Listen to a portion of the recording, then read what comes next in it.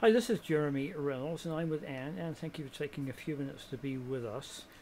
It's Tell my me pleasure. what brought you to us at Joy Junction.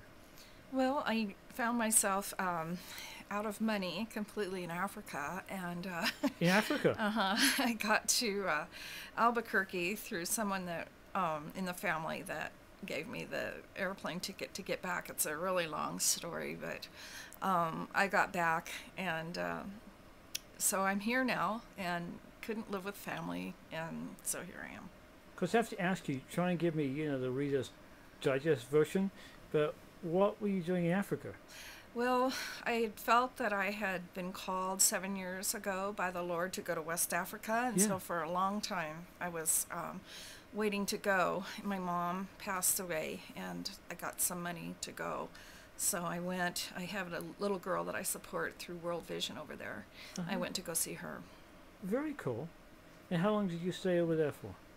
Well, I was there the first time for probably 3 weeks, and I met somebody, unfortunately, over there that kind of wormed his way into my heart. Yeah.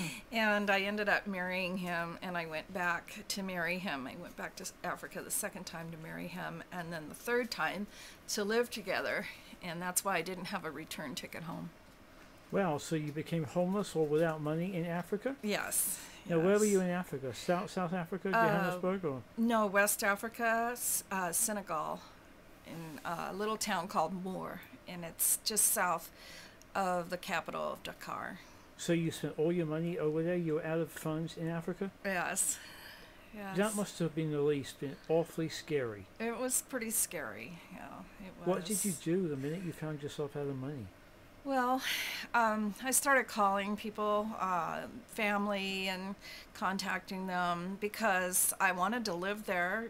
My husband, that I have over there, wanted me to live with him, but then as soon as I ran out of money, he wanted me to come back to America to make more money. Oh my goodness. And I had to realize that I was just being used. And finally, somebody came through and sent me the money, that plane ticket to get back. So you came back from there to Albuquerque, Yes, and you have friends here in Albuquerque, I family. had family here.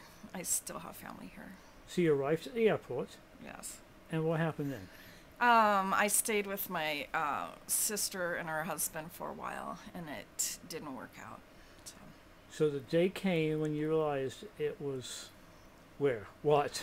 I realized that I'd have to find another place to live, so I did, and this is where Was I that ended up. scary? Yeah, very scary, and but I know that God was with me through all of But this. tell me how you felt on that day, because people, again, tend to lump all the homeless together, say they were alcoholics, Oh, drug no. addicts. You weren't quite that, were you? No, no, How no. did you feel when you knew you would have to stay at a homeless agency? It's not that new to me. I've stayed at shelters before because I have had bad relationships. This has been my problem as far as doing missions work.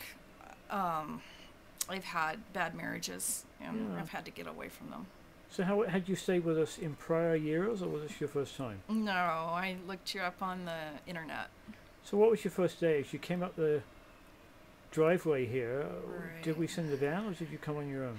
Well, I tried to get the van, but there was a misunderstanding about where the van went, and so I ended up getting a taxi out here, which was a long way, So you pretty came up long the way. driveway, and maybe your heart was sort of beginning to go flutter, flutter, pitter patter.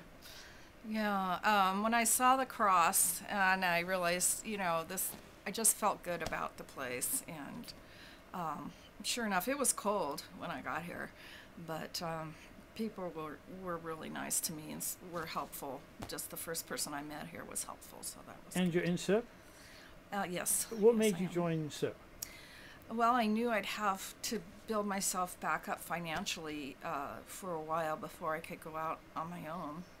And so I do have Social Security and a little bit of Social Security each month. So it's been a good choice to help me to save up so that when I go back out, I'll be So out. how has it been?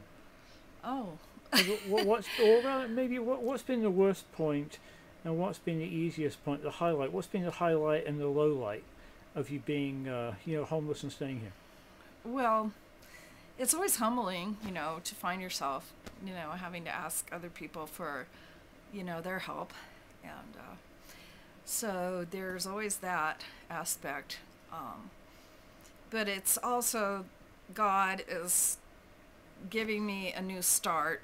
I need to start thinking about myself because I got to the position where I'm always giving and literally kind of like what the Bible says, addicted to giving to others. And it's become a problem. So I'm going to have to start giving to myself, and I'm getting the tools through the classes here. So I was going to ask you, do you think being in SIP has helped you not do this issue again?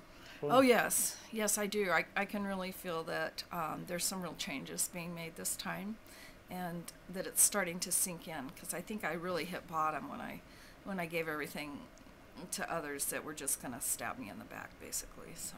And what would you say to our donors who allow us to keep on going on day after day? We don't get any money from the government. Right. So what would you say to our donors? Well, first I'd say thank you, because I think it's a great program, and I appreciate the teaching very much, and the services are great. You guys are just always use all of your energy to help us, and I appreciate that very much. I appreciate the donations of food, everything. We have a great diet here, good cooks, and I don't know, everything that I've seen, the donors are really generous, and I appreciate that, and they come and they help out too, and it's just great. Just keep it up. So what lies ahead for you? Thank you. What lies ahead for you once you finish SIP? I'm not sure what my vision will be, but right now I'm just looking at finding housing when I get out and another job, because I can't support myself on my Social Security. It won't support me. And what skill, trade do you have in case anybody viewing this wants to help you out? Well, I've done work with seniors for quite a while now, and I've done a lot of things before that. Secretarial, just worked in a print shop. I've done a lot of different things. Kitchen work, I can cook for large groups. Many things. Awesome. So anything else you'd like to tell our viewers so they haven't asked you? I'm really not sure. Just that, once you start putting your hands into ministry to help the poor, it does become addictive, and it's a good addiction to a point, and just to be encouraged to not be afraid of people that are homeless, because anybody could be homeless for any reason. That's an amazing story. Thank you so much for sharing with us a little bit. Thank you. Thank you so much. And thank you for what you do. You bet. Thank you.